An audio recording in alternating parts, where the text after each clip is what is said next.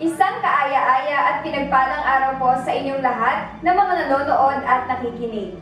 Maligayang pagdating sa natatanging araw ng taon.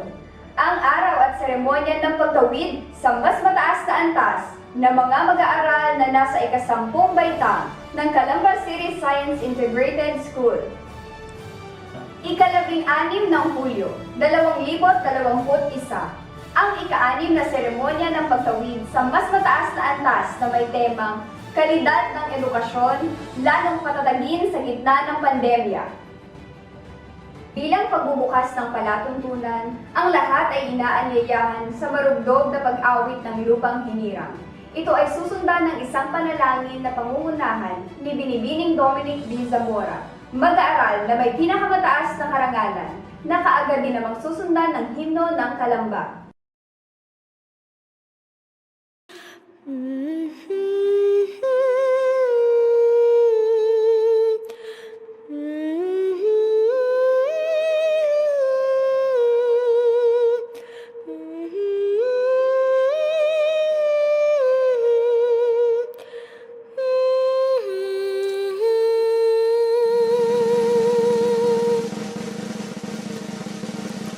Bayang magiliw, perlas ng silanganan, alab ng puso, sa dibdib mo'y buhay.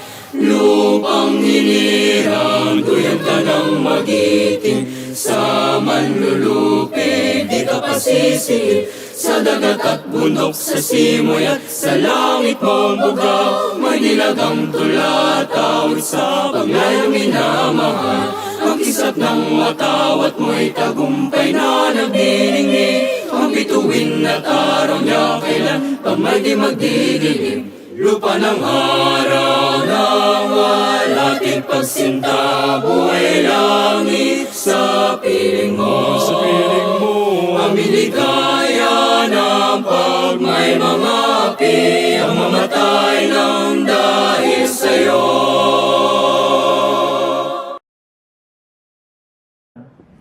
Sabay-sabay nating damhin ang presensya ng ating Panginoon. Panginoon, kami po'y lubos na nagpapasalamat at nagagalak sa panibagong araw na ipinagkaloob ninyo sa aming lahat, upang sabay-sabay naming may pagdiwang ang araw ng pagkilala bilang tanda ng inyong pagmamahal at patuloy na paggabay sa kabila ng mga di inaasahang pangyayari at pagsubok. Hindi po naging madali ang taong 2020 para sa lahat. Ngunit alam po namin nangyari ito marahil sa isang kadahilanan. Salamat po dahil naging daan din ito upang mapalapit ang aming loob sa aming kapwa at magtulungan kahit anong panahon. Tulad ng inyong nais para sa amin, binigyan niyo kami ng pagkakataon upang tanggapin at ibahagi ang karunungang handog niyo para sa aming mga kabataan. Kaya patuloy namin itong tatalangin bilang utang na loob. Nais rin po namin bigyang bugay ang mga tao sa likod ng aming tagumpay. Unang-una po rito ang aming mga magulang na walang sawang sumusuporta, hindi lamang sa aming pag-aaral, kundi sa pagpapatibay ng aming loob.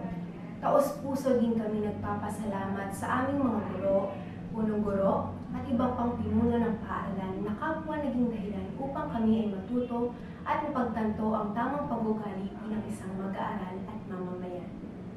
Maraming salamat po dahil nabigyan kami ng pagkakataon upang makilala ang isa't isa at makabuo ng malalim na ugnayan, ganun rin ang tiwala sa isa't isa upang sabay-sabay na umangat. Panginoon, naway patawarin niyo kami sa aming mga pagkakasalang nagawa. Gagawin po namin ang lahat ng aming makakaya upang maituwid ang mga ito sa ilalim ng inyong banal na patnubay. Maaring ito na po ang huling pagkakataon upang kami magkakasama bilang magkaklase.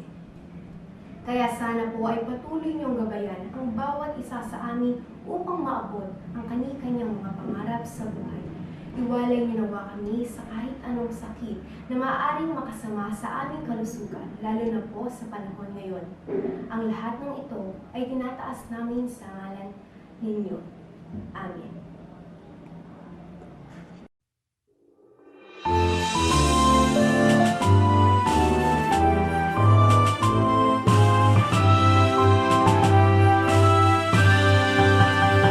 Sa likod ng loob ng Laguna,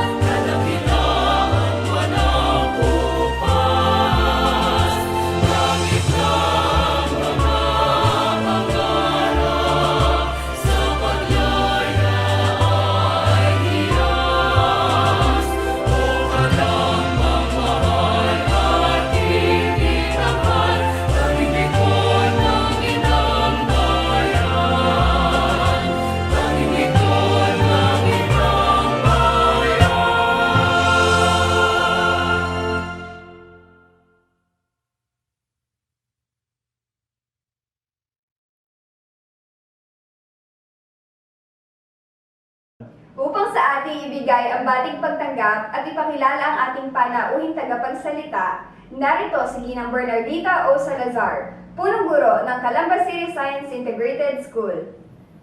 Isang mapagpalang araw sa ating lahat, sa mga kasamahan kong guro sa Calamba City Science Integrated School, sa mga magulang at higit sa lahat sa mga mag-aaral na tatawid sa susunod na antas ng sekundarya ngayong taong panuruan 2020 at 2021. Ang kagawaran ng edukasyon sa gitna ng pandemya ay hindi nagpatinag na maipagpatuloy ang pagkatuto kahit pa kung isipin natin ay mahirap. Ngunit sa kabila ng maraming hamon sa iba't ibang kaparaanan ng pagtuturo at pagkatuto, kayong lahat ay naging buhay na saksi at buhay na patunay na anuman ang hamon ay mapagtatagumpayan. Magmula sa umpisa, ang Calamba City Science High School noong taong 2010, kung saan ako, bago pa man naging punong guro, ay nabigyan ng pagkakataon na makapagturo, ang ating paaralan ay sumasalamin na ng isang institusyon na kung saan ang edukasyon na may kalidad ay libre sa mga karapat-dapat na ituring na scholar ng Calamba. Kayo rin ang patuloy na nagsasabuhay ng adhikain ng ating pambansang bayaning si Jose Rizal na nasa kabataan ang pag-asa ng bayan. Kaya't kayo ay aking binabati sapagkat tapos na ang unang yugto ng inyong pag-aaral sa sekundarya, sapagkat ang senior high school ay kumakaway na. Muli, kayo ay aking binabati. Padayon, Kalsay, sa bagong normal, padayon, Calamba City Science Integrated School. Isa sa masasabi kong karangalan bilang guro ay makita at maipakilala ang dati kong mag-aaral sa ganitong klase ng pagkakataon. Lubos ang aking kasiyahan na magbahagi sa inyo ng kaunting kaalaman sa ating punong tagapagsalita sa seremonya ng pagtawid sa susunod na antas sa sekundarya. Siya ay pioneer ng Calamba City Science High School. Nagtapos siya ng elementarya na may karangalan sa Lingga Elementary School noong 2010. Dito sa ating paaralan siya nagtapos ng sekundarya noong 2014 na taglay ang karangalan bilang isa sa mahuhusay na estudyante sa kanyang batch. Nagpatuloy siya ng kanyang pag-aaral sa kolehiyo kung saan nagtapos siya sa kursong Bachelor of Science in Agriculture, Biotechnology, major in Crop Biotechnology, specializing in molecular plant breeding sa Universidad ng Pilipinas sa Los Baños. Nataglay ang karangalang cum laude noong 2018. Recipient siya ng Dean's Medal of Excellence, SRA Scholarship Medal at University President's Medal. Sa kasalukuyan, siya ay may kaugnayan sa Agri-Allied Research Division, SRA LAREC sa Florida Blanca, Pampanga, kung saan siya ang Science Research Specialist 1. Sabay-sabay po natin tunghayan ang mensahe ng ating panauhing tagapagsalita sa seremonya ng pagtawid sa mas mataas na antas sa sekundarya, Ginoong Aldrin John N. Albiar. Magandang araw. I am Aldrin John N. Albiar, one of the pioneer graduates in Calamba City Science High School, na ngayon ay Calamba City Science Integrated School na pala. Nagpapasalamat ako kay Ma'am Salazar and all faculty for inviting me and giving me opportunity para maging speaker at maibahagi ang aking na-experience at natutunan sa mga nagdaang taon. First of all, congratulations sa inyong lahat. You should be proud of yourselves for accomplishing this goal despite the pandemic. Sa mga pamilya nyo na patuloy sumusuporta at binibigay ang lahat ng pangangailangan nyo sa school, saludo po ako sa inyo. At syempre, sa mga guro natin para sa hindi matatawarang dedikasyon sa pagtuturo at pag-intindi sa mga estudyanteng nais matuto. Maraming salamat po. Personally, hindi ko na-experience mag-aral sa gitna ng pandemya. Madali man kong iisipin dahil nasa bahay na lamang at hindi nag-aalinlangan na malate sa klase dahil sa traffic papuntang school. Pero nandun yung hirap. dahil sa buong araw na pagharap sa monitor gawa ng sunod-sunod na Zoom meetings, paghahanap ng mga gamit na kailangan para sa naturang meetings, malayo sa mga kaibigan, at potensyal na maumay dahil buong araw na nasa bahay lamang at paulit-ulit ang mga ginagawa. Kaya nga ngayon, hindi ko muna tinuloy ang masteral dahil mas pipiliin ko pa rin kaharap ang aking mga professor, katabi ang mga kaklase, at hawak-hawak ang mga notebook at libro kasama ang mga kaibigan at kaklase. Kaya para sa mga estudyanteng patuloy ang lumalaban at porsigidong makapagtapos kahit sa oras ng pandemya, kagaya nyo, hinahangaan ko kayo. I know some of you might think kung hindi lang natupad ang K-12, sana college na ako ngayon. But that's life. We should stop worrying about things we can control. It's mentally exhausting. Just take this an opportunity na lang to spend more time sa inyong mga tropa at kaibigan ngayong high school at magiging kaibigan this coming senior high. And of course, opportunity to learn more sa school. Sa pagtungtong nyo ng senior high, yan na yata yung time para sa mga college admission test. Marahil yung iba sa inyo alam na yung gustong course na kunin dahil sa strands na napili nyo ngayon, at yung iba naman lost pa rin. Naaalala ko tuloy yung time na nag-fill up kami magkaklase ng UPCAT form. Hindi ko alam kung ano yung dalawang course na ilalagay ko, pero decided ako na LB ang gusto kong campus. Nabasa ko sa mga choices ang Agricultural Biotechnology dahil sa ganda ng kanyang pangalan, tapos sarap pakinggan. Kaya sinama ko siya, pero first choice ko ang Chem-Eng. Unfortunately, hindi ako pumasa sa UPCAT. Pero nakuha ko yung result and nalaman ko yung reason kung bakit hindi ako pumasa. Mababa sa English, pero mataas sa Math and Science as usual. Which is enough para ma-reconsider ako sa BS Agricultural Biotechnology program. You see, hindi ako nagpadala sa isang talo na yon. It is always UP for me. Sabi rin kasi ng teacher namin sa AP sa Sci-Hi, si Sir Yonel Kadapan, hindi enough ang isang test para masabi ang kagalingan ng isang tao. Ang pinaka-importante sa pagkatalo ay paano ka makaka-recover at magiging successful despite you take the other route rather the one you planned. You see, I planned na after college gusto ko mag-MS tapos mag-work under sa mga magagaling na biotech scientists. But after 3 years, I am still here working, not fully utilizing my biotechnology skills. For me, my current job is not challenging enough but I am satisfied kasi natututunan ko yung field side ng course ko. Makipag-usap sa farmer and i-address ang mga tanong nila. Okay lang kahit sa first or second job mo ay hindi ka pa successful. Okay rin naman na 1 to 2 jobs sa lifetime. Hindi lang dapat sa salary nakabatay ang pinaka-criteria sa pagpili ng work. Dapat din may career growth, learnings, good environment for your mental health, and syempre gusto mo. Isa pang bagay na gusto kong sabihin sa inyo ay being a student is not all about having good grades. It's what you make out of it after you graduate. Hindi ko tinarget ang laude. Inisip ko lang siya as bonus sa lahat ng natutunan, pagtitiyaga ko, makapagtapos, at pagsusumikap makahanap ng scholarship para mapag-aral ko ang sarili ko. Mag-enjoy lang kayo sa buhay estudyante at bawasan ng pressure na binibigay sa sarili nyo. Dahil balang araw, babalik-balikan nyo yung memories nyo bilang estudyante. Sigurado ako dyan. You see, I plan to take it easy, not work too hard but enjoy life. Chill lang, basta willing ka lang matuto, matyaga, madiskarte, at masipag, okay na yan.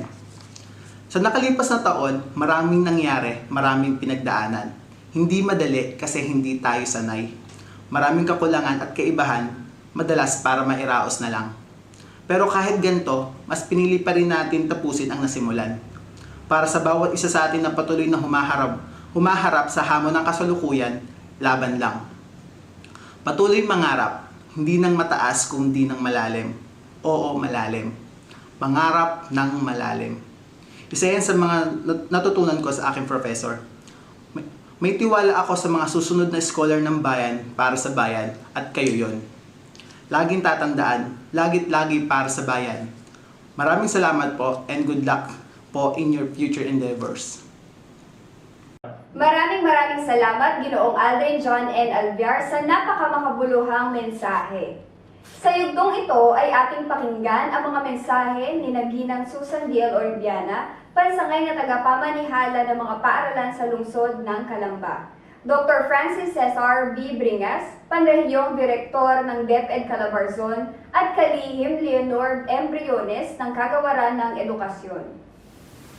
Isang mainit na pagbati sa inyong lahat. Isa na namang taong panuruan ang wawakasan natin sa panahong ito. Hindi biro ang dinaanan ng bawat mag-aaral upang maabot ang natatanging okasyon na ito. Ibang-iba ang sitwasyon ng mga batang magsisipagtapos ngayon o mga batang tatawid mula sa isang level patungo sa kabilang antas. Mga batang magsisipagtapos at mga batang tatawid sa kabilang antas, binabati ko kayo. Kayo ang kauna-unahan na batch ng mga mag-aaral na magtatapos sa inyong kurso na hindi pumasok sa paaralan. Kayo ang unang batch na nakaraos sa kanilang pag-aaral sa pamamagitan ng distance learning modality. Alam nating lahat kung ano ang dinaanan ng bawat isa. Sa pagsisimula ng pasukan ngayong taong panuruang 2020 hanggang 2021, marami tayong katanungan na ating sinagot. Tinanong natin kung kakayanin ba natin talaga ito. Tinanong natin kung may kakayanan ang bawat guro, ang bawat bata na magpatuloy sa kanilang pag-aaral. Tinanong natin kung paano ba natin ito gagawin. Sa pagtutulungan ng bawat isa, mga magulang, mga mag-aaral, mga guro, mga pinuno ng paaralan, at maging ng komunidad, ng ating mga kaibigan sa barangay, ng ating mga kasamahan sa pamayanan, na idaos natin at na ipagpatuloy natin ang pagkatuto ng mga mag-aaral. Sa panimula, ang bawat paaralan ay ating inatasan na magtakda ng kanilang basic education learning continuing plan. At dahil dito, ang bawat paaralan, ang bawat guro, ang bawat pinuno ng paaralan ay nagsunog ng kilay upang pag-aralan kung paano natin maipaparating sa mga mag-aaral ang mga aralin kahit ang mga bata ay nasa kanilang sariling tahanan. Maraming pagsubok ang ating dinaanan. Marami ang nagduda kung kaya pa rin nating ibigay ang kalidad na edukasyon na karapatan ng bawat batang Pilipino. Ngunit muli napatunayan ng bawat Pilipino ang kanyang katatagan, ang kanyang pagiging mapamaraan sa pamamagitan ng mga bagong delivery mode na mandato ng DepEd. Natapos natin ang panuruang taon na ito. Ang COVID-19 pandemic ay isang pagsubok sa ating lahat. Isang test kung kaya nga ba natin ito. At masasabi natin na napagtagumpayan nating lahat ang pagsubok na ito. Hindi biro ang mag-aral nang hindi mo kaharap ang iyong guro. Hindi biro ang maghanap ng panibagong kahulugan nang hindi mo kapalitang kuro-kuro ang iyong mga kamag-aaral. Ngunit sa kabila ng kakapusan natin ng face-to-face o harapang pag-aaral, na itaguyod natin ang panuruang taon na ito. Nahirapan man tayo sa ganitong sitwasyon, marami tayong natutunan. Maraming bagong kakayahan ang nalinang sa bawat mag-aaral. Ang bawat bata natuto na magdisiplina sa kanyang sarili. Maghati-hati ng kanyang oras upang magampanan ang bawat requirement sa bawat learning module na kailangan nilang sagutan. Natuto na makipagkomunikasyon sa kanilang mga kaibigan nang hindi harap-harap. Natutong gumamit ng messenger, natutong gumamit ng text o telepono o anumang bagay na naglalayong magkapalitan ng kuro-kuro kahit hindi magkakaharap. Si lolo, si lola, si nanay, si tatay, si ate, si kuya, bumalik sa grade 5, bumalik sa grade 3. Ngayon, kaya na natin talaga na sabihin, kakasa ka ba sa grade 5? Kaya na natin to. Kasi kayo rin, mga magulang, nakitulong sa inyong mga anak na nag-aaral. Sa panahong ito, kahit sa hapagkainan, kung minsan may mga pamilya na ang kwentuhan umiikot sa integers o kaya umiikot sa science problems. Lahat ng kwentuhan natin tunay na naging educational dahil dito sa ating alternative delivery modes. Ang panuruang ito hindi natin matatapos kung hindi katulong ang mga magulang, ang pamilya, ang komunidad. Ang mga guro hindi nag-relax kasi hindi man nila kaharap ang kanilang mga mag-aaral. Higit naman ang ginawa nilang preparasyon ng kanilang mga leksyon upang matulungan ang mga magulang na ito'y maitawid at maiparating sa mga mag-aaral. Maraming magandang dulot ang nangyaring ito sa atin. Nalayuman sa paaralan o sa silid-aralan ang mga mag-aaral. Nalapit naman ang kalooban ng bawat isang miyembro ng pamilya dahil tulong-tulong silang nagsusolve ng math problems. At lahat pong ito ating ipinagtagumpay. Lahat ng ito kinaya natin para sa bata, para sa bayan. Kaya po, sa taong panuruang 2020 hanggang 2021, taas noo tayong lahat na magsasabi, patuloy ang kalidad na edukasyon para sa mag-aaral na mga Pilipino. Muli po ang aking pagbati sa lahat ng nagsisipagtapos at ang aking pasasalamat sa lahat ng nagtulong-tulong upang ang seremonyang ito ay ating maisakatuparan ngayon. Mabuhay po kayong lahat.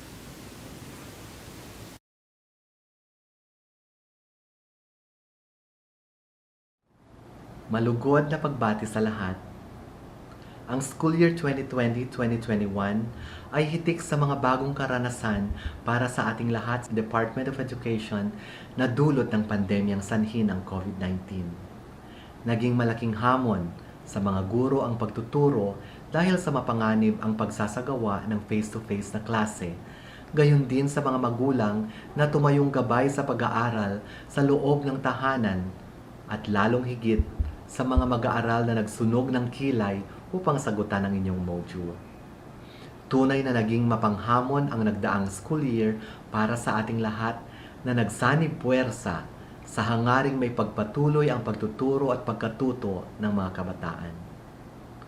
Sa aking palagay, naging matagumpay tayo sa layuning may pagpatuloy ang edukasyon kahit pa maraming balakid tayong hinarap sa kagustuhang maitawid ang pag-aaral at may pagpatuloy ang pagkatuto sa loob ng tahanan.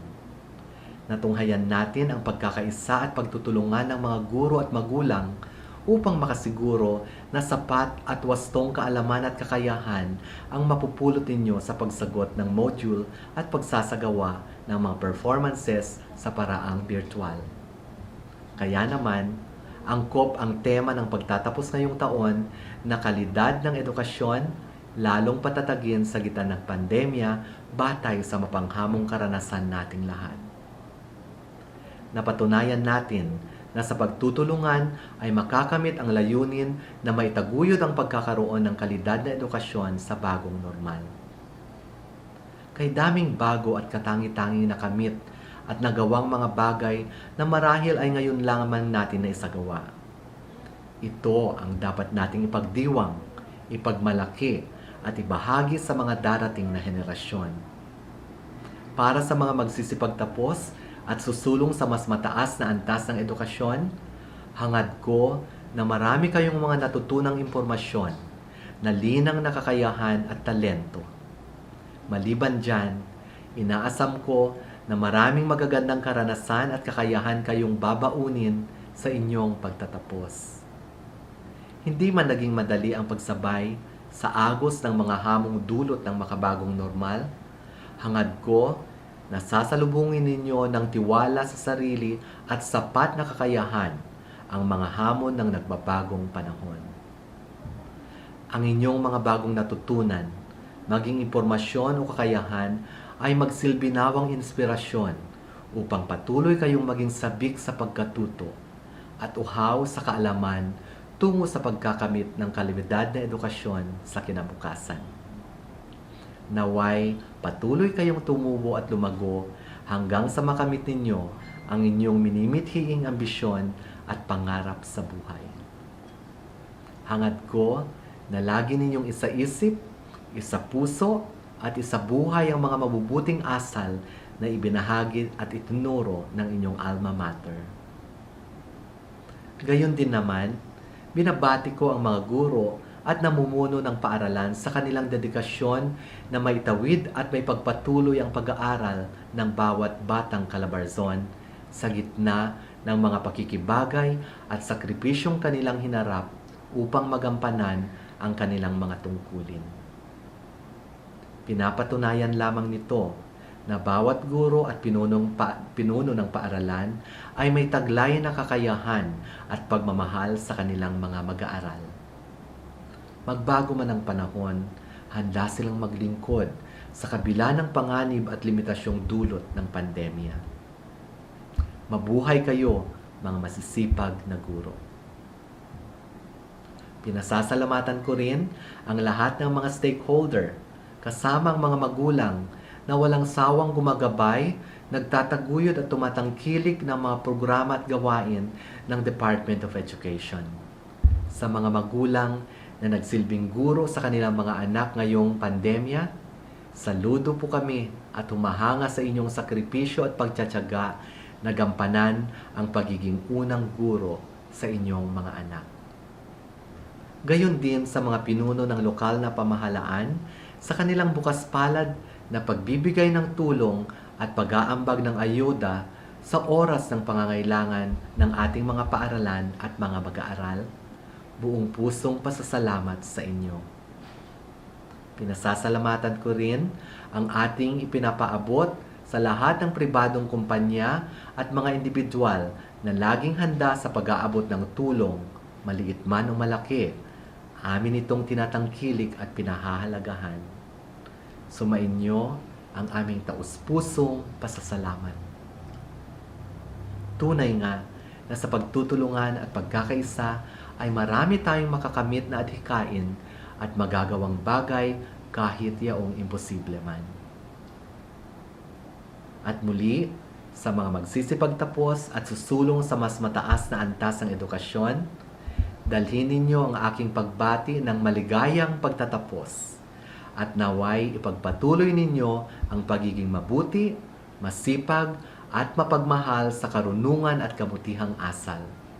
Kayo ang buhay na patunay na kayang ipagpatuloy ang edukasyon sa gitna ng pandemya. Mabuhay tayong lahat.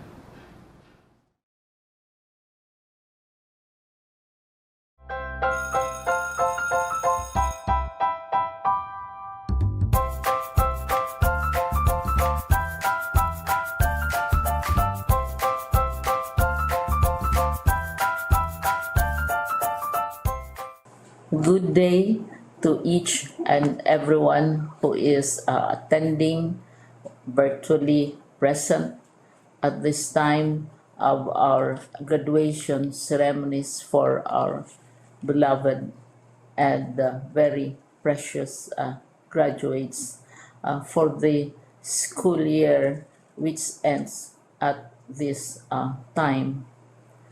First of all, I'd like to greet the parents and family members without whose sacrifices, whose reminders, and whose participation in the learning process for our graduates have resulted in this culmination program.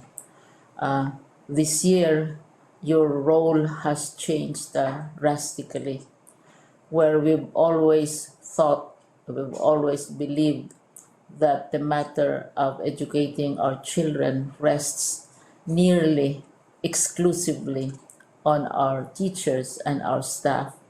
This time, you parents, you family members, you who are in the households of our learners have expanded your role and contributed to this wonderful day wherein finally, our learners are graduating in this culmination exercise.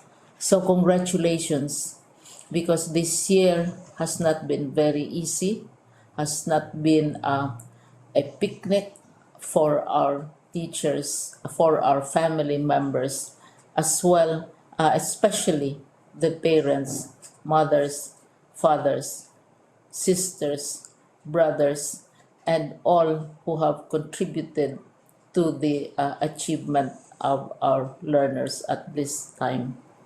So, maraming salamat at congratulations, parents and family members. Mas malaki ang role ninyo at this time compared to earlier graduation exercises. Secondly, I would also like to greet our teachers, without whose very careful review and careful supervision of the work of our pupils and our learners, this event would not be taking place at all. And so thank you, teachers. Your role has also expanded, in addition to seeing to it that the modules are faithfully followed, the assignments are correctly implemented, and the learners are truly learning. And you have had to deal with new ways of assessing the performance also of the learners. So congratulations, teachers, for enduring, for your patience, for your love for our learners, and your willingness to engage in a way and methods of teaching which are different from those which are used to. Assessment must have been especially difficult for you, especially since you were not able to see most of the time our students in face-to-face meetings, and most of the meetings, of course, were virtual. We'd also like to thank the local government units for their interest, for their cooperation, and for their continuing contributions to the needs of education, even as our children do not go to school. Your donations of material as well as financial resources at this time are most welcome, and your advice has been taken seriously not only by our teachers, by our school officials, but also by our officials in the Department of Education. We continually talk with local government units, especially in times of disaster, in times of great need for classrooms, for space, and for responses to unforeseen emergencies. Thank you, local government units. But of course, most of the congratulatory greetings fall on the deserving graduate. Each and every one of you is truly special. You are different from the other graduates who have passed through the portals of your school. You went to school practically without seeing your teachers, if at all. You went to school with your parents, your mothers, and your fathers hovering over your shoulders and seeing to it that you are able to complete your assignments. You are completing your studies at a time when examinations and assessments are different. You are culminating these long months of hard work at this time, even as you have to do family chores, even as you are distracted, and even as your world has turned upside down, and it seems and it appears as if we don't know what the future holds and what will happen next. But you have persevered, and now you are ready to graduate. And therefore, you deserve each and every bit of congratulations from us in the Department of Education, from your parents and family members, your teachers, from the officials in local government, as well as in the parent teachers associations. You deserve each and every single congratulatory pat on your back, each hug virtually, of course, and each greeting, which I am sure you are also receiving virtually. I don't know if you will remember this event many, many years from now. I have tried to recall myself who our graduation speaker was when I finished high school and when I finished my college studies.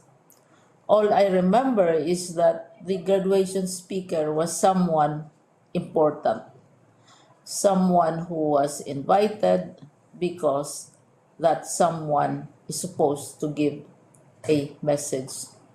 What was more important to us graduates at that time was the excitement of the celebrations, the happiness and the joy of our parents, the sadness of parting from our classmates and from our teachers, and the enjoyment of all the graduation events that usually take place come commencement day. When I was a college student, we had a series of events which were designed to embed in our minds, which were designed to help us remember and not forget our days in college. We would spend one whole day going around the campus, visiting the classrooms, saying goodbye to our teachers, and sharing memories. We would have bonfires to say goodbye to each other. We had baccalaureate services where we committed ourselves to God and we prayed for guidance when we go out into the world. So many celebrations, and the speaker, of course, is the least important and easily forgotten component of the graduation exercise. Nonetheless, I will exert all efforts to share with you what I see are things or issues which a graduate should remember and recall. I have said that you are very special. You are very different. You are pioneering. There has been no other class like your class.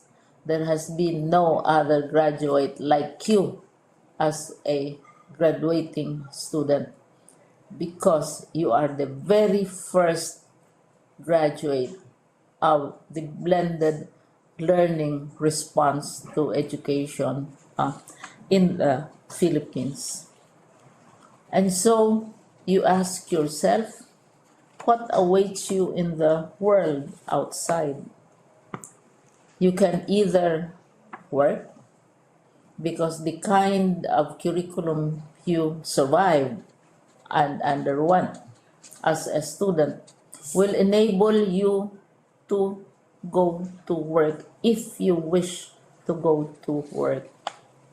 Some of you will proceed to further studies, and this would be a wonderful thing because there are many opportunities for further expanding your knowledge, for further answering and looking for explanations of issues, events that make you curious, especially in science, in technology, and also in the arts. So you can work, you can go to further studies, and perhaps some of you will settle down, hopefully not too soon, so you can pursue what you really want to do. So today, this is why we call this exercise a commencement exercise. It's not the end of our studies. It's not the end of all our efforts with blended learning, with modules, with floods, with earthquakes, and of course with COVID. It's a commencement of doors opening to you. More doors will be opened because you are a graduate. You can work, you can proceed for further studies, you can help your parents, and you can perhaps look for opportunities to do what you have always wanted to do, whether at work, whether at advanced studies, whether at learning more in science and technology, in mathematics, and in the arts. All of these opportunities are available to you. More doors are being opened. I hope you will select the door which arouses your curiosity, the door which will help you know more about this world, and the door which will allow you to contribute to the development of our country and contribute whatever we can to solve our problems and our challenges. Congratulations once more to each and every one of you. Congratulations to you, parents and family members. Congratulations to you, teachers. When I was chair of the board of Silliman University, each time we had graduation ceremonies during the baccalaureate and during commencement itself, I would cry. I would cry because you are sending out into the world a new batch of graduates, and we want to be sure that what is awaiting them is appropriate. We want to be sure that they are ready for what awaits them when they select which door to open. And so we tell you, go out to the world, do whatever you want to do. God be with you, and be assured that all of us love each and every one of you. Congratulations.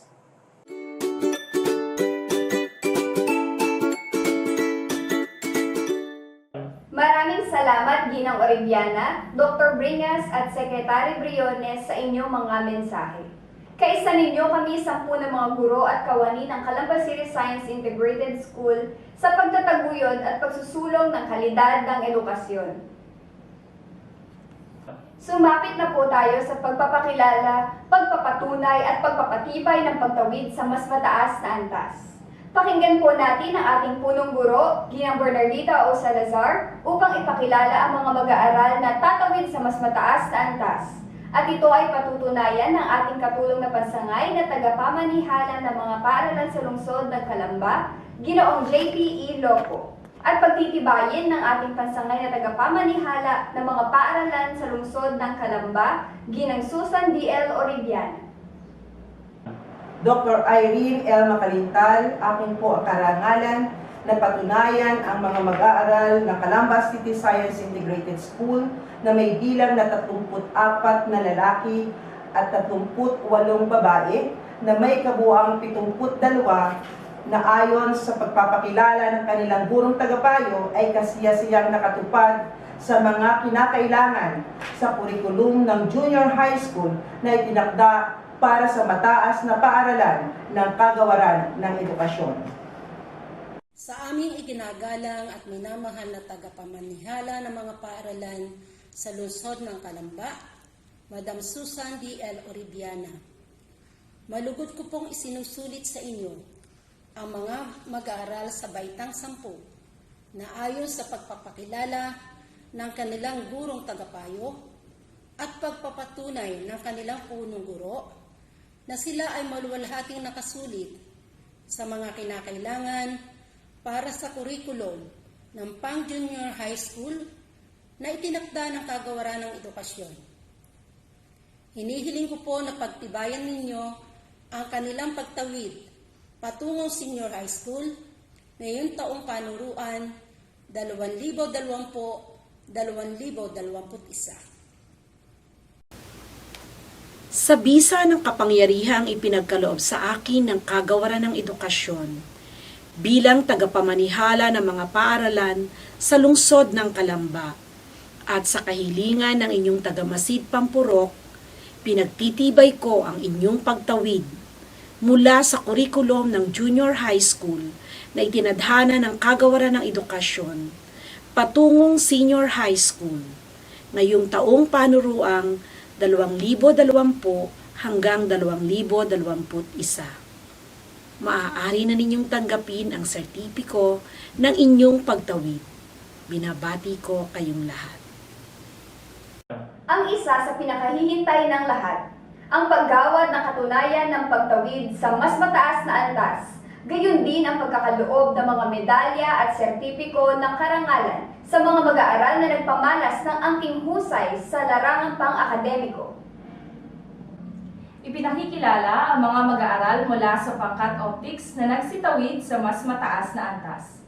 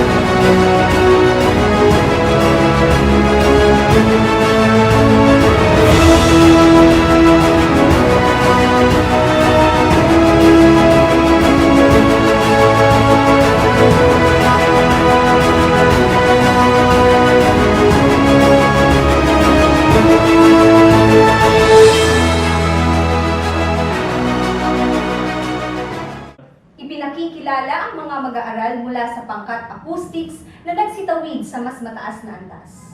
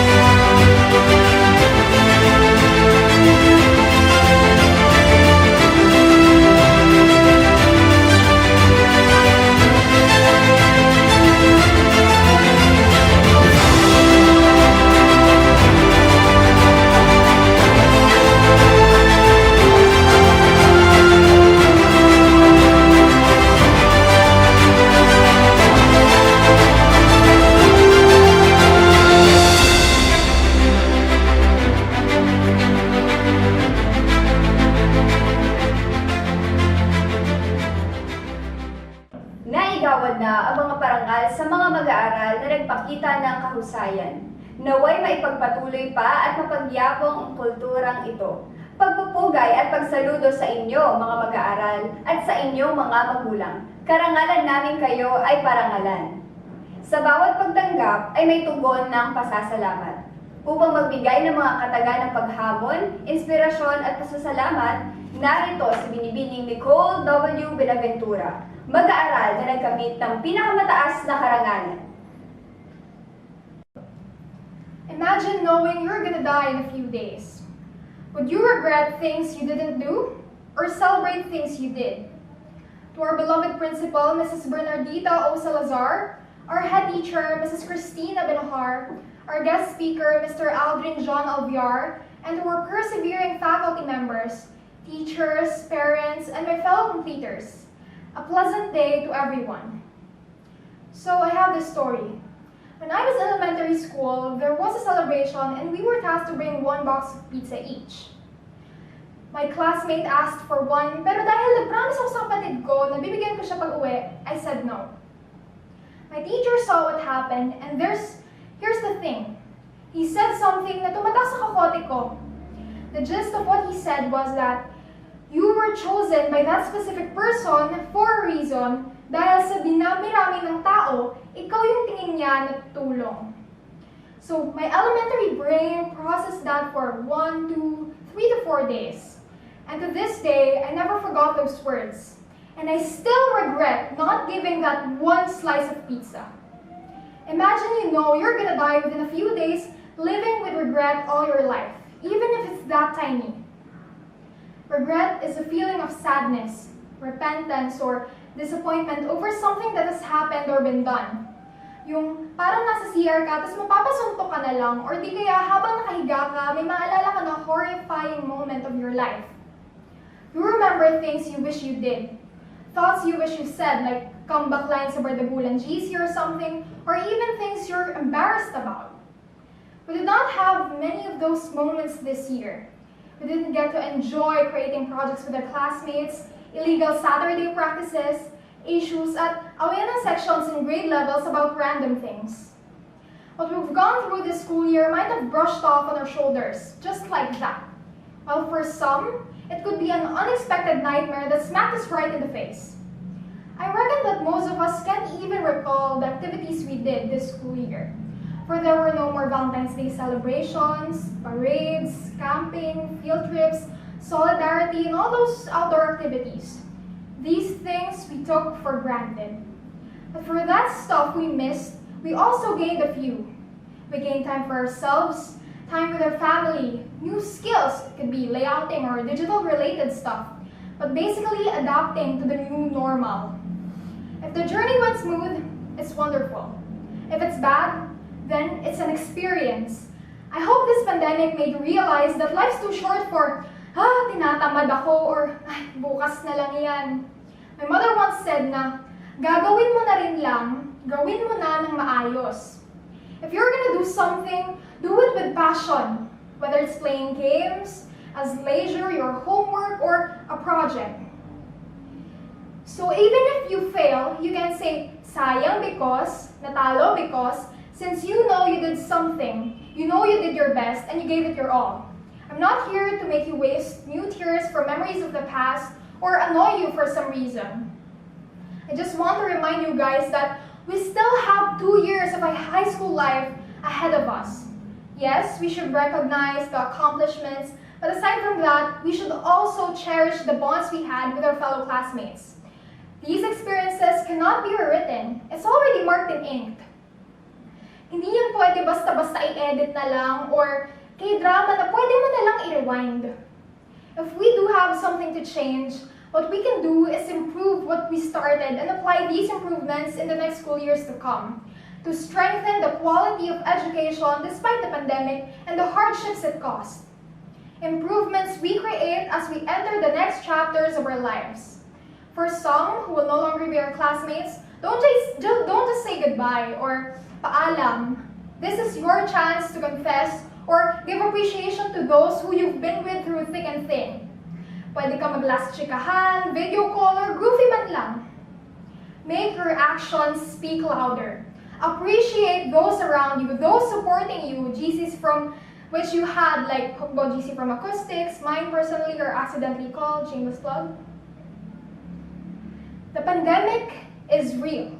You know it's real because if you're gonna die today, I hope na yung last memory mo won't be thinking about things you wanna do tomorrow. So I don't know, start a YouTube channel, run for president in the next school year, do things you wanna do. Share your pizzas and help those who needs a little lift. We shouldn't isolate ourselves and hinder our talents from helping others. As educators, students, and members of society, it's our duty to reach out and break the barriers, our duty to strengthen education which connects us all. For my fellow students, remember that the medal color you have will be forgotten in the next 10 years or so, but the memories you treasured and everything will remain with you. Cliche, I know. So with that said, thank you. Congratulations to everyone and have a wonderful, regretless day.